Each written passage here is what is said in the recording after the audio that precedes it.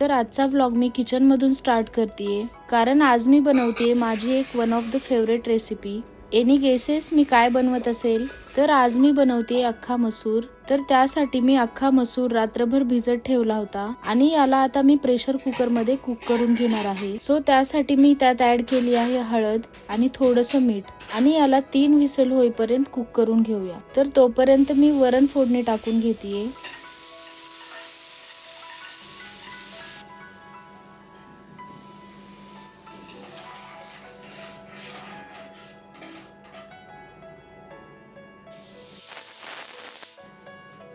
आणि जर तुम्हालाही घरकामासाठी मोटिवेशन हवं असेल ना, तर व्लॉग न स्किप करता लास्ट पर्यंत बघा. तर या व्लॉग मध्ये मी तुमच्यासोबत काही क्लिनिंगच्या टिप्सही शेअर करणार आहे. तर आता अख्खा मसूर बनवण्यासाठी मी एका पॅन मध्ये ऍड केलेलं ऑइल आणि आता त्यात जिरा आणि कट केलेला लसूण टाकून घेऊ. आणि हो, अख्खा मसूर मध्ये ना असा कट करून लसूण टाकला ना की खूप छान टेस्ट येते. त्यानंतर यात टाकली चॉप केलेली हिरवी मिरची आणि मग 1 टीस्पून जिंजर गार्लिक पेस्ट म्हणजे आलं लसूणची पेस्ट टाकून याला छान फ्राय करून घेऊया.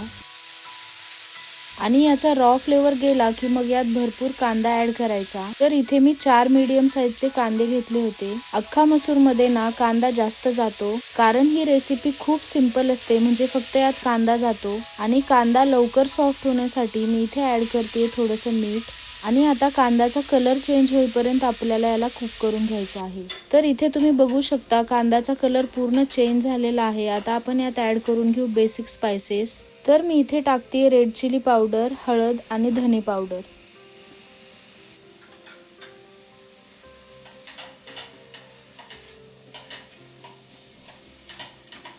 आणि आता हे मसाले परतून झाल्यानंतर यात ऍड करायचा कुक केलेला मसूर. तर इथे मी चेक करून घेतेय की मसूर छान कुक झाला आहे की नाही. हे बघा, मसूर मस्त कुक झालेला आहे. आता आपण याला ऍड करून घेऊ आपल्या ग्रेव्ही मध्ये. अख्खा मसूर बनवायला जेवढा इझी आहे ना, तेवढाच हा खूप टेस्टी पण होतो. आणि यात खूप मसाले टाकण्याची गरज नसते, फक्त यात कांदा जास्त टाकायचा आणि बाहेर रेस्टॉरंट्स मध्ये जसा अख्खा मसूर मिळतो ना, तसाच घरी पण बनतो. आणि आता मी ऍड करते गरम मसाला आणि थोडीशी कोथिंबीर. आता आपण याच्यावरती एक तडका देऊ, ज्याने याची टेस्ट आणखी नेक्स्ट लेवल होते. तर त्यासाठी एका तडका पॅन मध्ये थोडंसं ऑइल किंवा मग तुम्ही तूप पण टाकू शकता. आणि ऑइल जेव्हा छान गरम होईल ना, तेव्हा त्यात ऍड करायचा अख्खा लसूण. म्हणजे हे कम्प्लिटली ऑप्शनल आहे, पण हा तडका ऍड केल्यामुळे ना छान टेस्ट येते.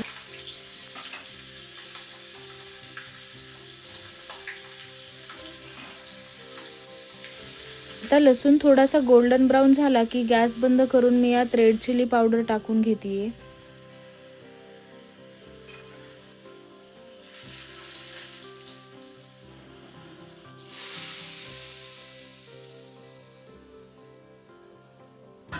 आता हे रेडी झाल्यानंतर याच्यावरती ना थोडंसं बटर ऍड करायचं, त्याने पण छान क्रीमी टेक्स्चर होतं. आणि हे आपण पोळी किंवा मग राईस सोबत पण खाऊ शकतो, खूप छान लागतं.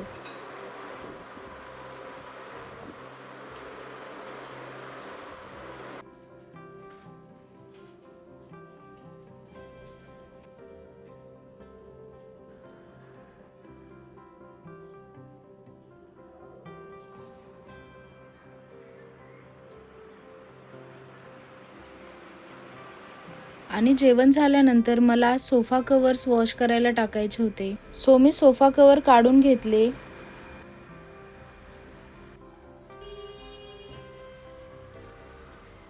आणि आज मी दुसरे सोफा कव्हर्स टाकणार आहे, जे मी डीमार्ट मधून आणलेले. तर कव्हर टाकण्याआधी मी याला थोडंसं व्हॅक्युमिंग करून घेते, म्हणजे जी काही डस्ट असेल ती निघून जाईल.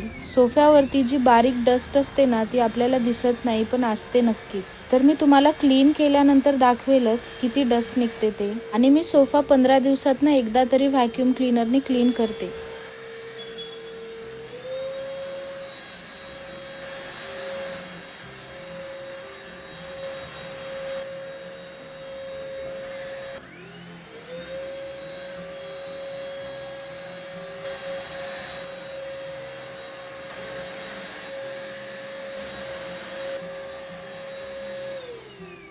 तर छान क्लीन सोफ्यावरती आता मी छान फ्रेश कव्हर्स टाकून घेतेय. टू बी ऑनेस्ट, मला हे सोफा कव्हर्स एवढे आवडत नाहीत, पण आता ते वॉश करायला टाकले त्यामुळे हे टाकावेच लागतील मला. कारण हे सोफा कव्हर जे आहेत ना, याचा कलर थोडासा डर्टी ब्राऊन असल्यामुळे थोडं डल वाटतं.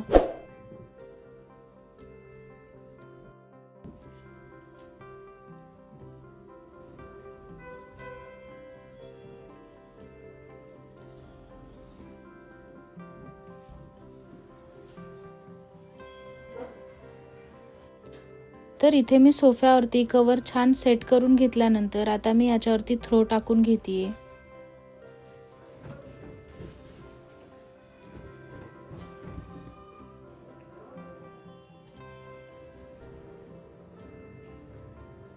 आणि हा थ्रो टाकल्यामुळे सोफ्याचे जे हँडल्स आहेत ना, ते एवढे घाण होत नाहीत आणि दिसायलाही खूप सुंदर दिसतात. आणि आता मी काउचवरचं कव्हर काढून त्याला छान व्हॅक्यूम क्लीनरने क्लीन करून घेऊन त्याच्यावरती नवीन कव्हर टाकून घेते.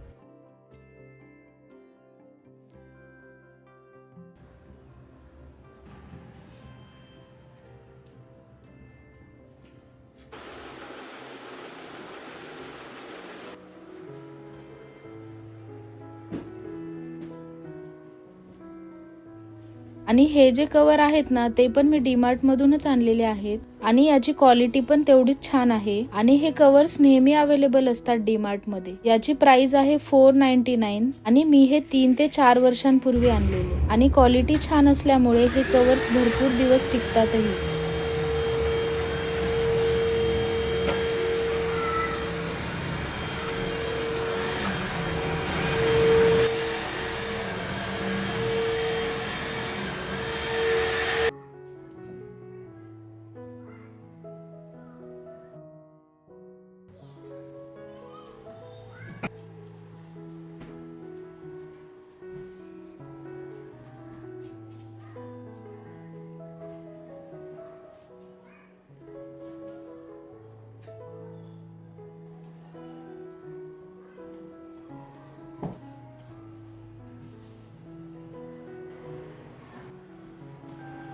आता इथे सोफा आणि काउचचे दोन्ही कव्हर चेंज केल्यानंतर मी कार्पेट पण क्लीन करून घेतेय व्हॅक्यूम क्लीनरने, म्हणजे सायमल्टेनियसली माझे दोन्ही कामं होऊन जातील.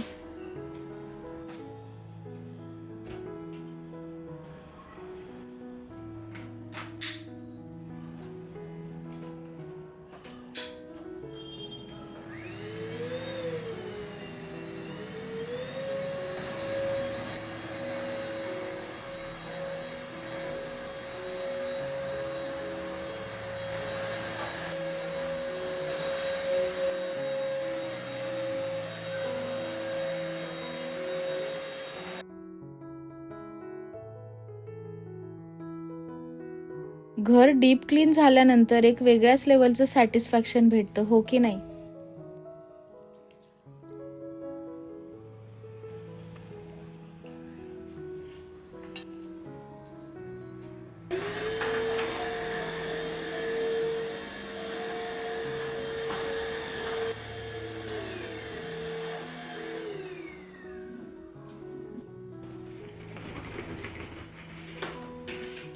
आता मी यूज केलेले सोफा कव्हर्स वॉशिंग मशीनला लोड करून घेतेय. तर त्याआधी मी तुम्हाला दाखवते व्हॅक्यूम क्लीनर मध्ये सोफा आणि कार्पेट वरती किती डस्ट निघाली ते. तर तुम्ही बघू शकता किती छोटे छोटे बारीक बारीक कण आहेत यात. म्हणजे पीठ असतं ना, तेवढी बारीक डस्ट निघते याच्यावरती. आणि त्यामुळे मी प्रत्येक 8 ते 15 दिवसातनं एकदा तरी सोफा क्लीन करण्याचा ट्राय करत असते. तर आता मी व्हॅक्यूम क्लीनरचे जे फिल्टर्स आहेत ते पहिले क्लीन करून घेते. घरात जेवढी कामं करू ना तेवढी कमीच वाटतात. त्यासाठी मी नेहमी जसं म्हणते की थोडंसं रोज काम करायचं, म्हणजे एवढा लोड येत नाही.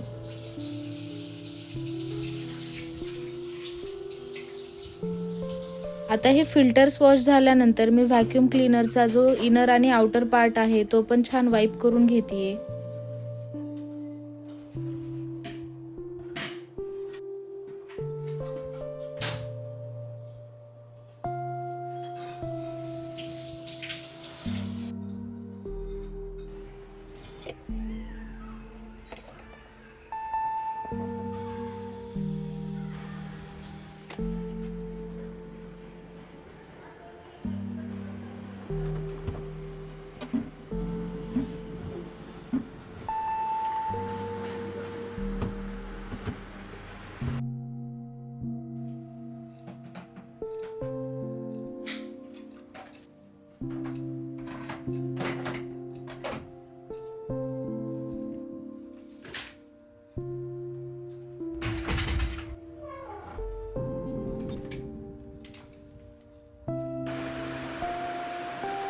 तर हा व्लॉग मी वीकेंडला शूट केलेला, त्यामुळे माझी काही वीकेंडची कामं पण होती. तर त्यातलंच एक इम्पॉर्टंट काम म्हणजे रिस्टॉकिंग. तर जी ग्रॉसरी मला रेग्युलर लागते ती मी नेहमी रिफिल करून ठेवते वीकेंड्सला, म्हणजे पूर्ण वीक छान स्मूथ जातो. आणि वीकडेजला घाईच्या वेळेला ही कामं तर शक्यच होत नाहीत, त्यामुळे मी वीकेंड्सलाच ही जी एक्स्ट्राची कामं आहेत ती करून घेते.